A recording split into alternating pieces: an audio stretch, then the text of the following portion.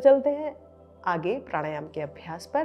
प्राणायाम के लिए आप जिस भी आसन का चयन करना चाहें सुखपूर्वक बैठें। आपको पद्मासन नहीं लगाना है। यदि आप अर्ध पद्मासन में बैठ सकते हैं तो ठीक है, अन्यथा आप अपने सोफे या कुर्सी पर बैठ के भी इसका अभ्यास कर सकते हैं। तो पहला हम अभ्यास करेंगे अनुलोम विलोम प्राणायाम का। तो पहला अभ्यास करेंगे हम अनुलोम विलोम प्राणायाम का। अनुलोम विलोम प्राणायाम के लिए दोनों हाथों को ज्ञान मुद्रा में लेके आइए। दाएं हाथ से प्राणायाम मुद्रा बनाइए। पहली दोनों उंगलियों को मोड़ लीजिए, बाद की दोनों उंगलियों को खड़ा कर लीजिए। इस तरह का सॉकेट बन जाएगा। अब ले जाइए अपनी नासिका पर। अब आपको बाईं ओर से गहरा श्वास भरना है। दाएं नासिका छिद्र को राइट नोस्ट्रिल को बंद करना है, लेफ्ट नोस्ट्रिल को खोलना है। Deep inhale with your left nostril.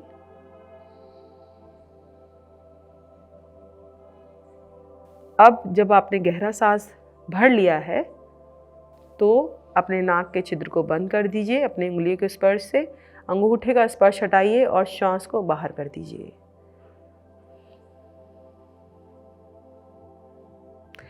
जितना श्वास आपने भरा है उससे अधिक श्वास को बाहर कीजिए।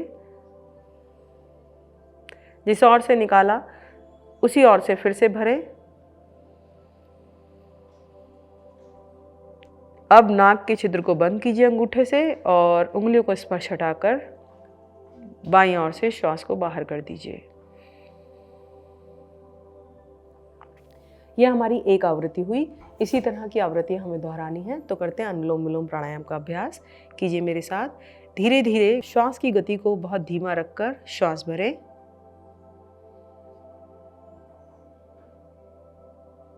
अब नाक को बंद करें।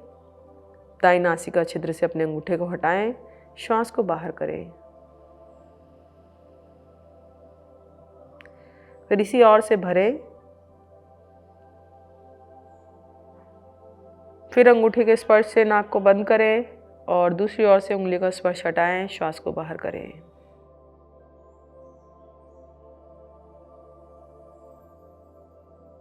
बाईं ओर से भरें। दाईं ओर से बाहर करें। दाईं ओर से भरें। बाईं ओर से बाहर करें।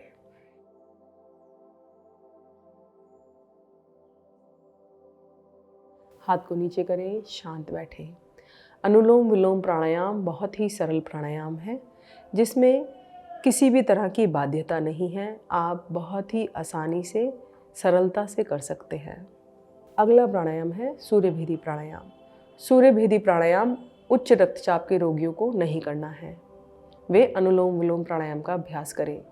तो सूर्यभेदी प्राणायाम के लिए दाएं हाथ से फिर से प्राणायाम मुद्रा बनाइए। इसी प्रकार अब की बार क्या करना है, हमें अपने लेफ्ट नोस्ट्रिल को मतलब बाईं ओर के नाक छिद्र को बंद रखना है।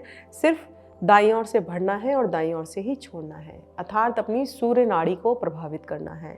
दाईं ओर हमारी सूर्य नाड़ी, पिंगला नाड़ी। श्वास भरिए और श्वास को धीरे धीरे बाहर करिए। फिर से श्वास भरिए।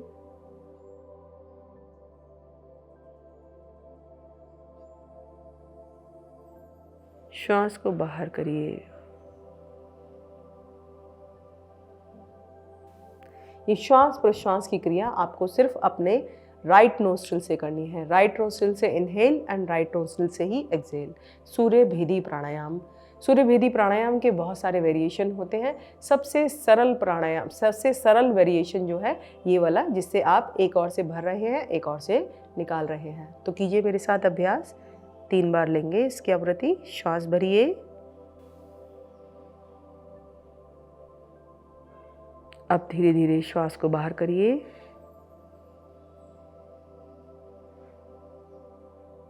फिर से भरिए।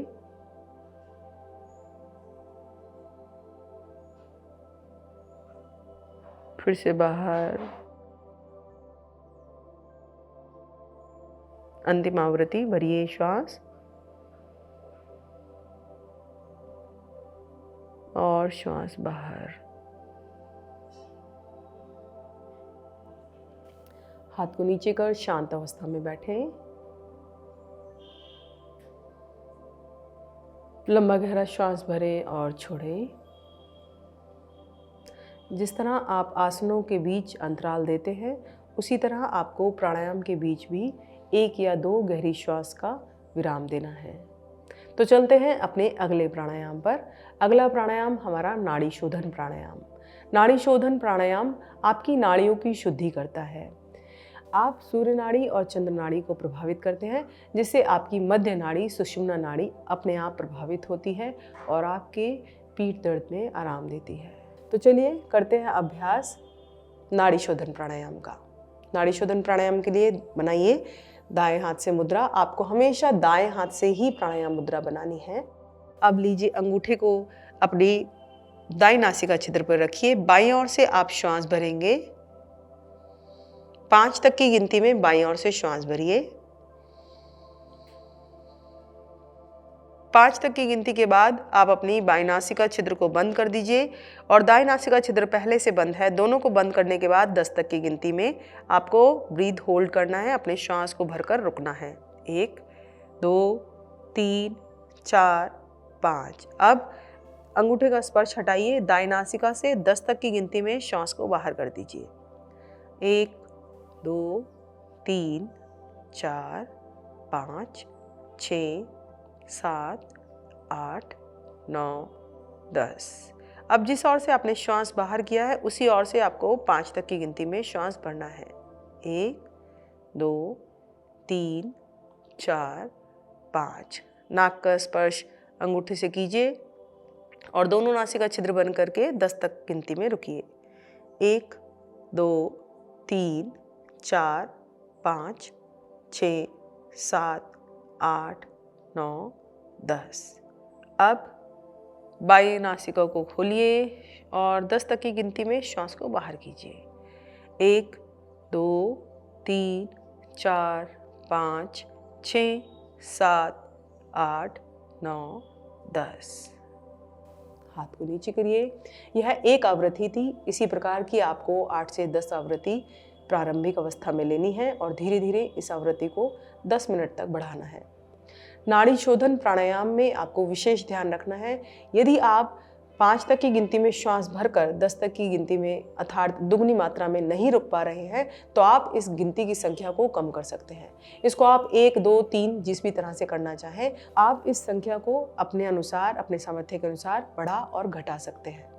जैसे आपने अगर 2 तक की गिनती में श्वास भरा तो आप 4 तक की गिनती में रुकिए और 4 तक की गिनती में ही श्वास को बाहर कीजिए। और यदि आपका अच्छा सामर्थ्य है, आपने 7 या 8 तक की गिनती में श्वास भरा तो आप 16 तक की गिनती में श्वास को रोकिए और 16 तक की गिनती में ही श्वास को बाहर कीजिए।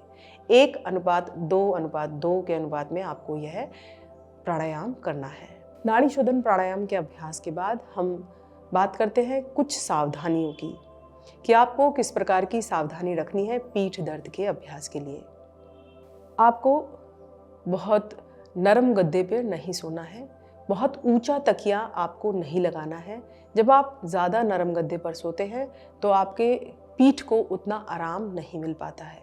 मानसिकता यह होती है कि हम जितने नरम पर सोएंगे हमारी पीठ उतनी ही ज़्यादा आरामदायक होगी, किंतु ऐसा नहीं है। उसके बाद जब आप ज़्यादा ऊंचा तकिया लगा लेते हैं तो आपके शरीर का जो अलाइनमेंट है वो बिल्कुल बिगड़ जाता है। आपकी गर्दन ऊंची हो जाती है और आपकी पीठ नीची हो जाती है, जिस कारण आपको कष्ट होता है। तीसरी बात, जब आप कोई भी सामान उठाते हैं तो आप अपने शरीर से ज़्यादा वज़न ना उठाएं। अर्थात जैसे आपका भार 55 किलो है तो आप 55 किलो से ज़्यादा शरीर से ज़्यादा भार ना उठाएं।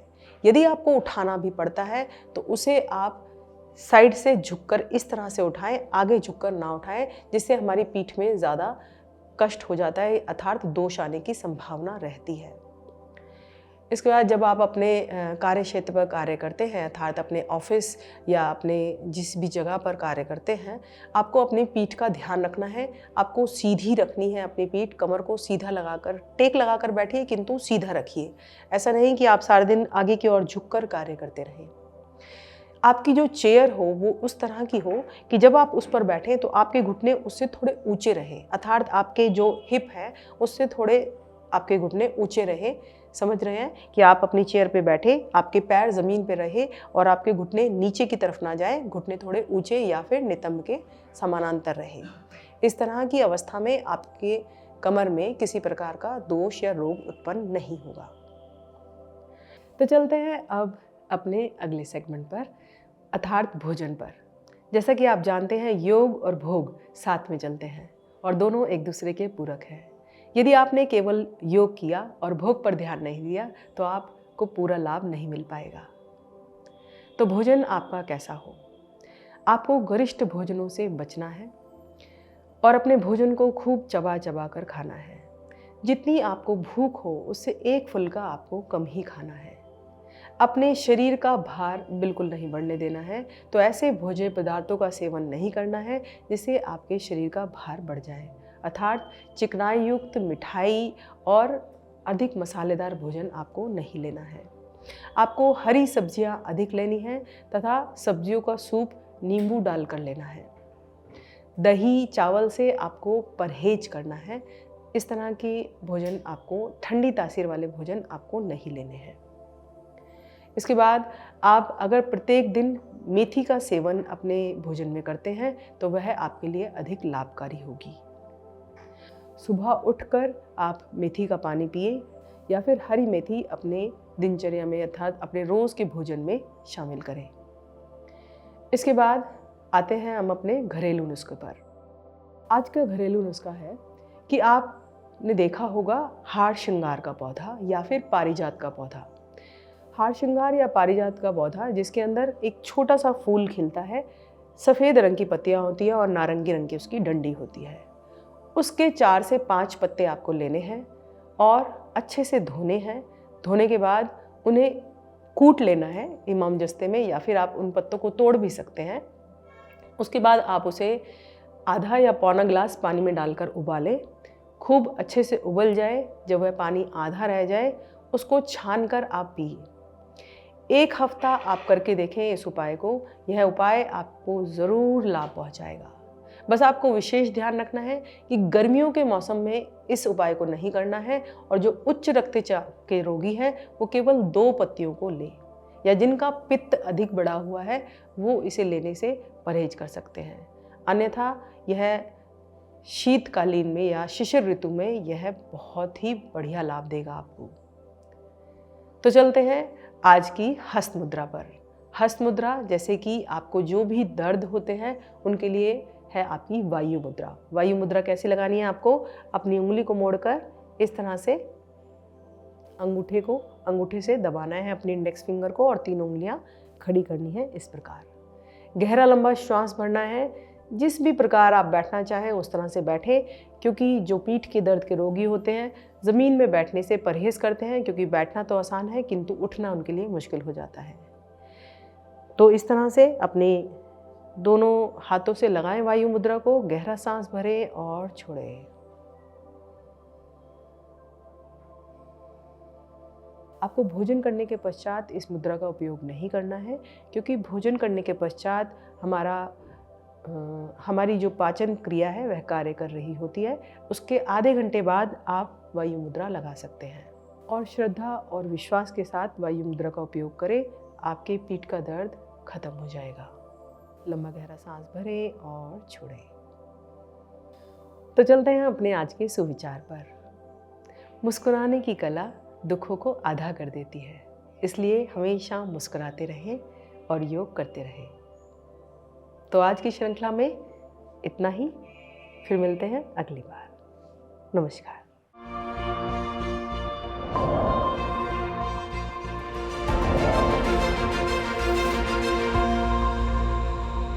PMC हिंदी बदले जी